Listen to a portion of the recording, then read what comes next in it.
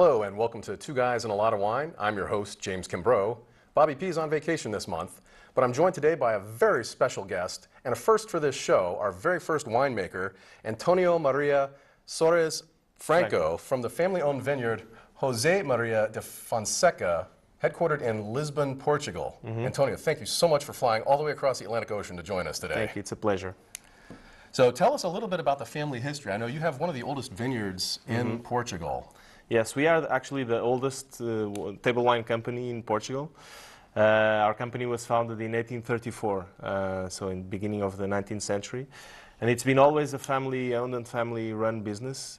Actually, I'm a member of the seventh generation of the family who owns and runs the company. And the U.S. for us has always been a very important market.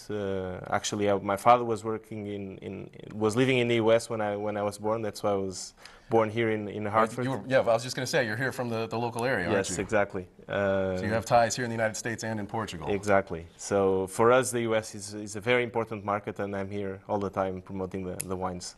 Well, so you must know that here in the United States, when we think of Portugal, we think of Madeira, we think of port, we think of the cork that goes into the bottle to seal up the wine bottle, but we really don't think of red table wine or white table wine when we think of Portugal. But that's all changing now. Portugal is exploding with all these great wines, and yes, and your vineyard's been a big part of that. Yeah. So you've got some fantastic stuff for us to try today. And you've got a Vino Verde, which I'm really into these days. So why don't we get ahead and go ahead and start some of these. So let's start with the Vinho Verde. It's called Twin Vines. And this is a Vinho Verde. It's a brand we created when I have twin daughters. And when they were born, we created this wine to celebrate the birth of the two babies. And they are twins, so that's why this wine is called Twin Vines. And we thought it would be a perfect idea to celebrate the birth of the babies with the Vinho Verde, because Vinho Verde is such a lively wine, such a youthful, a lot of vibrancy, very crisp, very sharp, and we thought it would be the best wine to celebrate the birth of the babies. What better way to celebrate than with a bottle of wine, their very own wine. And this is true to a Vino Verde style. You've got a lot of effervescence with this. A great citrus nose. Citrus, yes.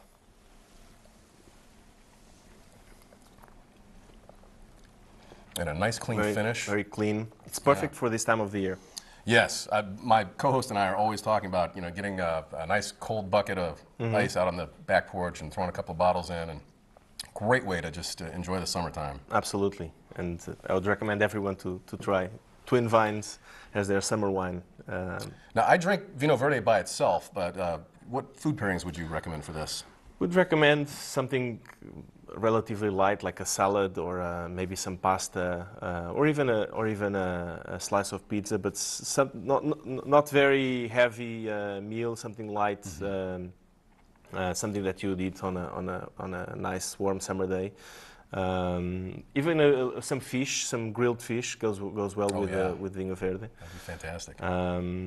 Or on its own, it's definitely wine you can have just without any food. That's my favorite way to have it. Yeah. But what you've created here is phenomenal. I love this. It's easy drinking. It's light. Yeah, it has only 10% alcohol, so it's usually a wine that is lower in alcohol. So less calories as well. So for the ladies, for this time of the year, they enjoy it a lot. They're always looking to cut those calories. Yeah. Now, Vino Verde is up in the northern part of Portugal. You're headquartered in Lisbon. Yes. Did your family vineyard start out in the Lisbon area? We started in the south of Lisbon, in an area called Azeitão, which is a Setúbal Peninsula. So about half an hour drive south of Lisbon. That's the part that just sticks out just below. Just below Lisbon, yes. Yep. But nowadays we have wines from all of the important wine regions in Portugal. We have wines from the Alentejo, which we have here, from Douro, which is home of port wine. And of course, and Vinho Verde as well. So we've pretty much covered all of the important areas of winemaking in Portugal. Well, I noticed you've done a couple of acquisitions of other vineyards throughout Portugal. So yes. So yeah, we bought a winery in the Alentejo, which is the one we're going to have later, José de Sousa. A very interesting winery with a lot of history. We bought vineyards in the Douro, and we have here 2 wines from the Douro. So we've continuously tried to expand within Portugal and with other important wine regions there.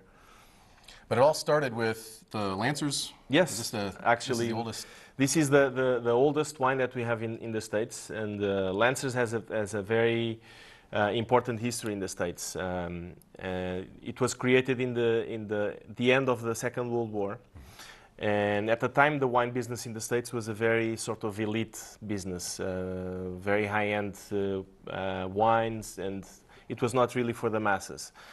And there was an American man who visited us in the end of the Second World War, and he had a vision, and his idea was, there's thousands of U.S. soldiers fighting in Europe.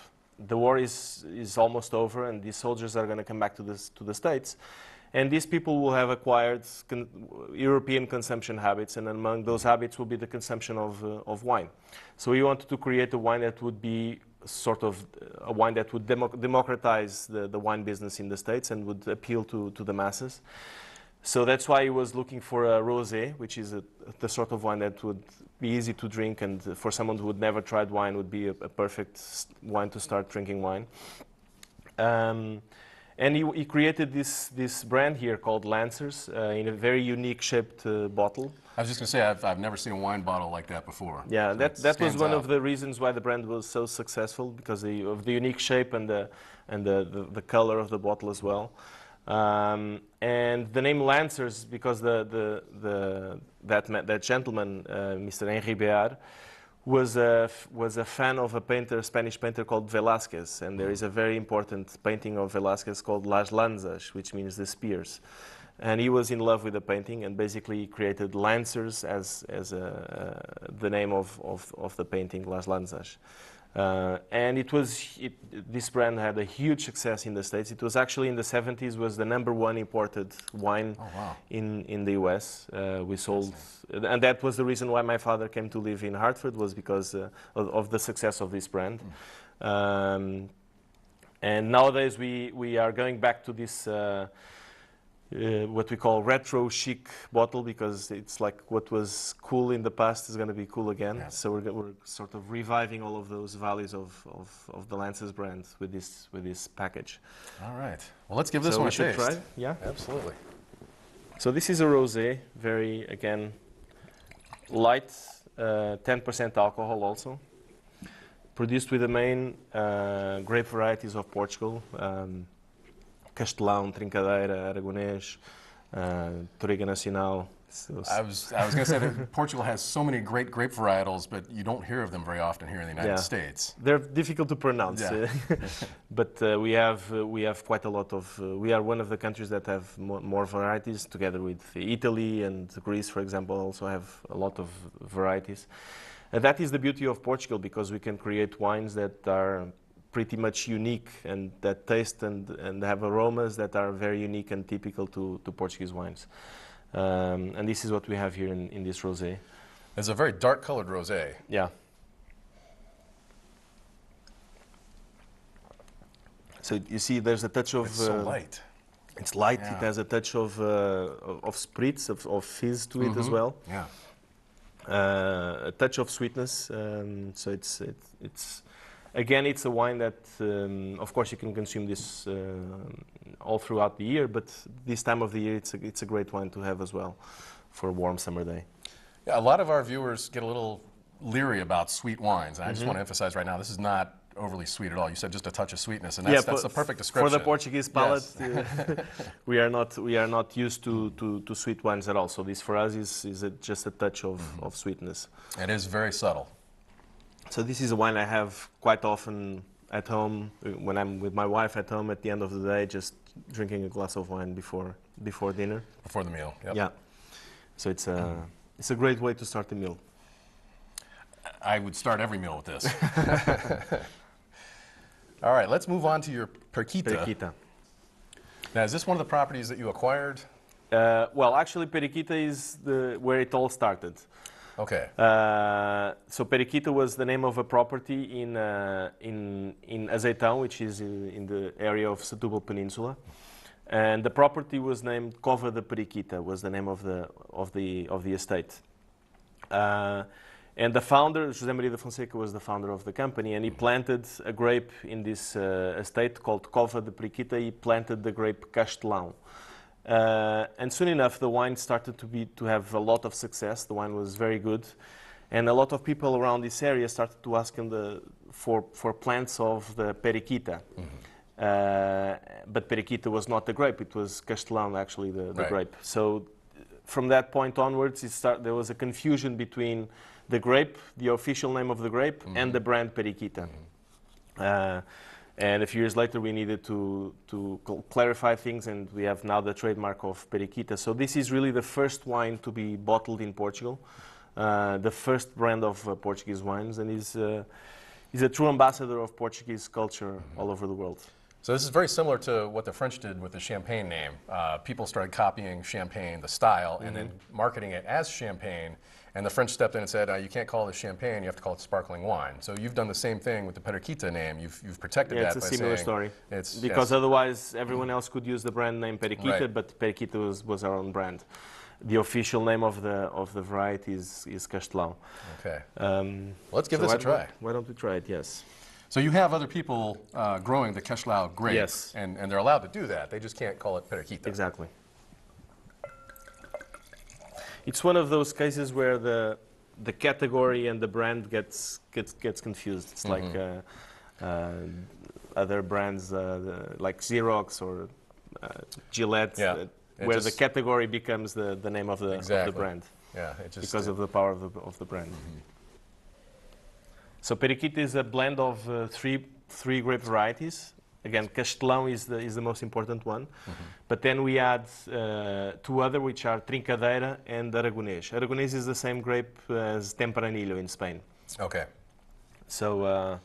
yeah, I've noticed there are some grapes that kind of cross over between Portugal and Spain. Albarino being the other big one, which is Alvarinho Alvarinho in Portugal, Albarino in Spain, yes. There is one other that people think it's the same, but it's actually not, which is Verdelho, which is Verdelho in Portugal and Verdejo in Spain. And we've actually done a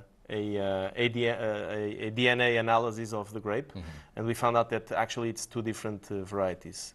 So that's another one that people might think it's the same grape, but it's actually not. But you're right, there's a few grapes that are similar in Portugal and Spain, even though they have slightly different names or completely different names. In this case, this is called Aragonês in Portugal and Tempranillo in Spain. Okay. And in the north of Portugal, it's called Tinta Roriz. So it is a grape with many different names. I'm learning so much Portuguese today. So this is a classic blend of Portuguese red wine.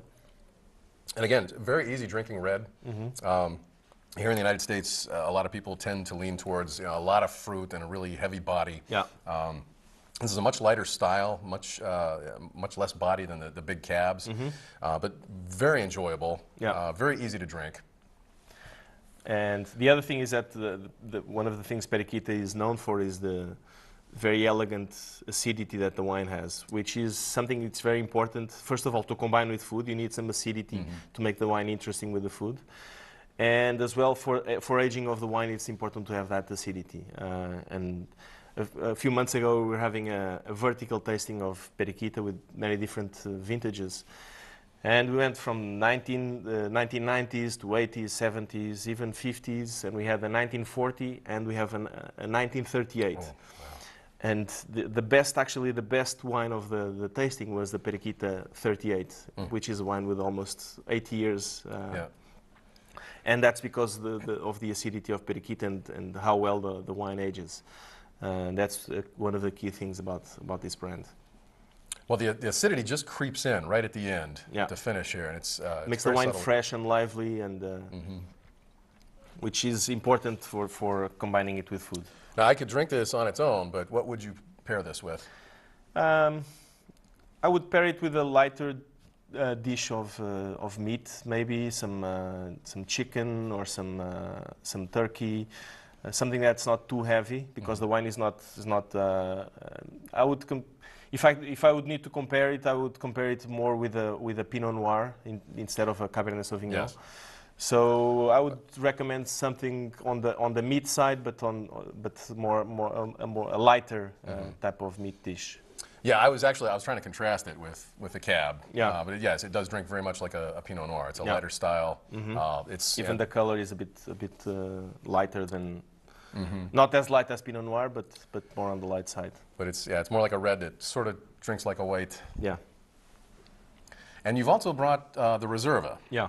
Can you tell us the difference between the regular and the Reserva? So the Reserva in Portugal, it's just a matter of quality. So the wine needs to be of a better quality in order to be called Reserva. In Spain, Reserva just means that the wine spent some time in oak. In Portugal, it has nothing to do with the time the wine spent in oak, just a matter of quality. So the wine needs to be tasted through an independent tasting panel, and they need to approve the wine as Reserva. So in this case, the basic grape is the same, it's called Castelão. But then we add two grapes that are traditional from port wine, from the Douro area, called Touriga Nacional and Touriga Franca. And these two grapes really help uplift the quality of the blend and make it a Reserva style. Now, when you're harvesting the grapes, are you hand selecting the grapes to go into the Reserva and then leaving the rest for the regular bottle? We do it with the Castelão. So we select the best Castelão, because Castelão is the only grape that exists in the two wines. So we select the best Castelão for Reserva, and the rest goes into the Periquito original. And then we just add the Touriga Nacional and Touriga Franca to make the Reserva blend. All right, well, let's give this a try. Yeah.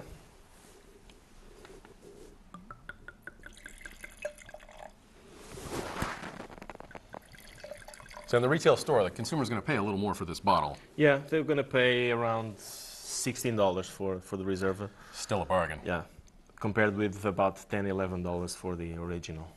Well, that's what has blown me away about the Portuguese wines, is they're just such great values. You get so much bang for the buck when you're buying a bottle of Portuguese wine. Sure.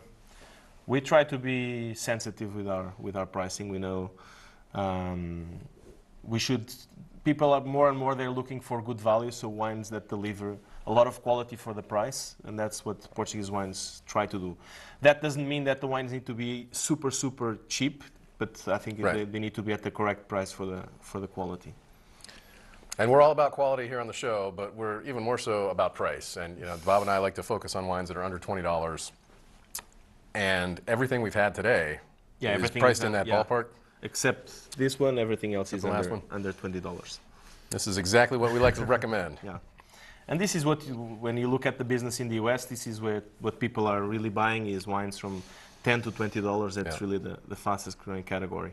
Yeah, that's the sweet spot here. Yeah. And that's, you read all about the high-end wines that sell for thousands and thousands of dollars, but nobody's ever going to be able to buy those. And they would feel guilty about drinking them if they did. So, when I buy wine, I want to drink it.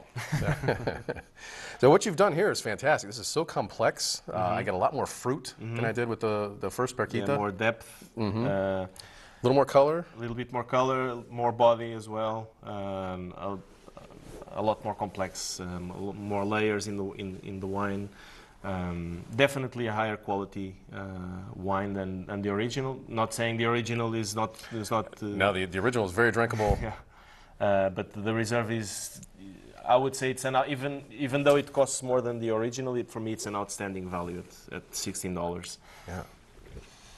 Yeah, I get a little, just a hint of cedar or some kind of cigar. Some spiciness as well. Yeah. Very, very, very good aromatics. Some flowers. That's typical of the Touriga Nacional. The aroma of the violets. So that's. Is there a traditional Portuguese food that you would pair with this? Portuguese, we eat a lot of codfish, a lot of bacalhau. Okay. So maybe, and we have maybe 1,000 different ways of cooking codfish. So I'm sure within those 1,000 different ways, there's. I would cook this with a few of the ways we cook the codfish for sure. All right, another great pairing. So on to the José de Sousa. Yeah, so this is, these two are Setúbal Peninsula. Now we're going into the Alentejo, which is an area. So that's the southern part of the country? Southern part of the country, close to the border with Spain. Yep. and it's actually one of the most important regions for producing wine in Portugal. And this is one of the more classical wineries in that area. This winery has a history going back to the 19th century, and it's one of the 2 or 3 oldest wineries in that region. And our company acquired this winery in the 80s, and since from then on we've been managing the winery. And it's a very, very unique winery because in this winery we still have clay pots, and we still giant vinify clay amphora, yes, that the clay Romans amphoras used to use? that the Romans used to vinify the wine, and that's a really unique thing about the winery. And I was going to ask you, what kind of characteristics does that clay impart into the wine? Well, first of all, you have what we call micro-oxygenation, because the clay allows some contact with oxygen and allows for the wine to be ready at the younger stage. But there's some earthiness to the wine that comes from the clay, a little bit of spiciness as well, and also some leather characteristics, which is very typical of wines from this part of the country. But why don't we taste the wine? Let's try it. Absolutely. You've piqued my interest. There is a very important grape in this wine, which is called Grand Noir. Grand Noir is a French name. And even though the grape has a French name, now it only exists in Portugal. It started in France, but it produced wines that were not so good in France. But when the grape came to Portugal, it found its natural habitat there, and it really showed remarkable wines there. And that's one of the most important grapes in this blend. The 2 other grapes, again, are the Aragonês, which is the Tempranillo, and the Trincadeira, which are the 2 grapes typical from the south of Portugal. I'm always fascinated when I hear about a grape that thrives in one area and just doesn't perform well in another. Yeah. And same thing with maybe Malbec or Tannat, that they found their natural habitat in different areas. So it just takes patience and on the winemaker's part to find which grapes are going to work on his land. This is the type of wine that continuously has been having great scores from all of the important wine publications in the States, which is just talks about the quality of the wine, and vintage after vintage it's getting these great scores. Oh, you get such a long finish with this too. I'm still tasting this. Yeah, and the tannins are nice, and you get definitely more grip on this wine compared with some of the others, but it's not excessive. It's balanced. It's very well balanced. Yeah. Definitely, I would have this with a heavier type of dish, a heavier meat. So like a red meat or a game red meat, yes. Game meat. Yeah.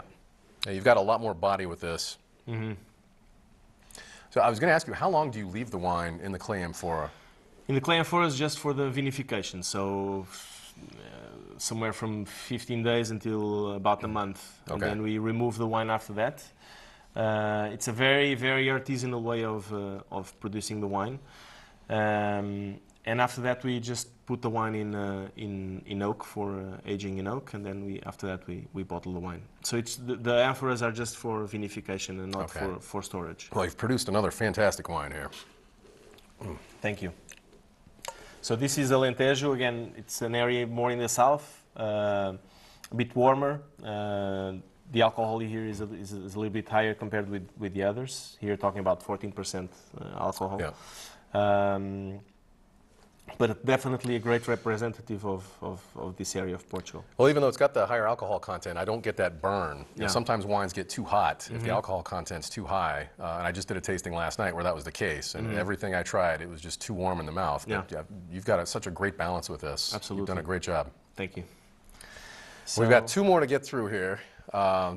This is from Domini, from the Douro region? From the Douro, yes.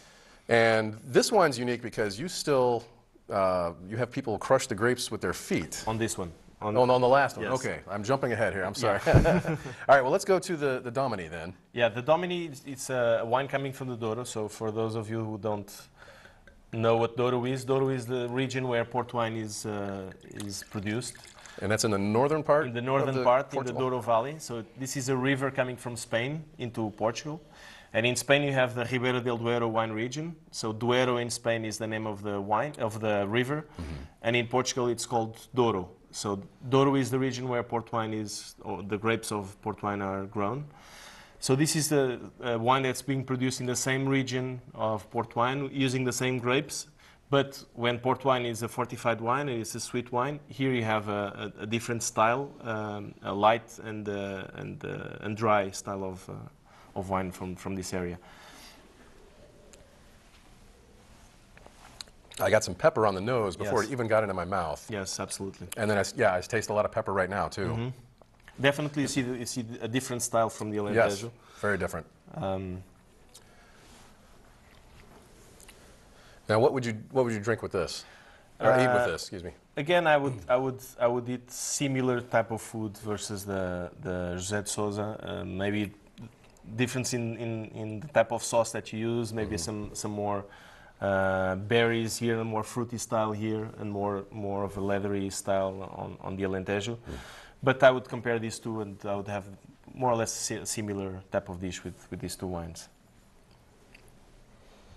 Well, this is just big and bold and peppery, and I would spice. I would put some red meat with this. Yes, absolutely.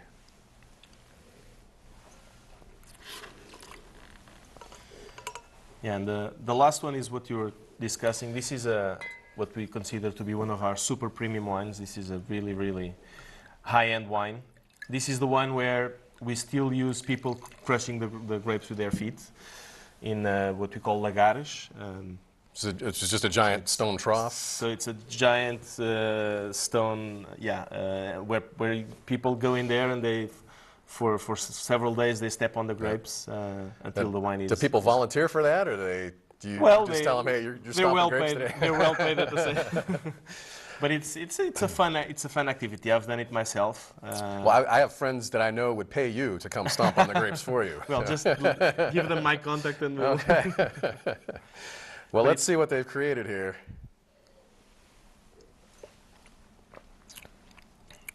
Definitely very deep, intense. Yes. And complex. It's still changing in my mouth. Yes. I love this. You're going to be tasting this for half an hour at least. I love it.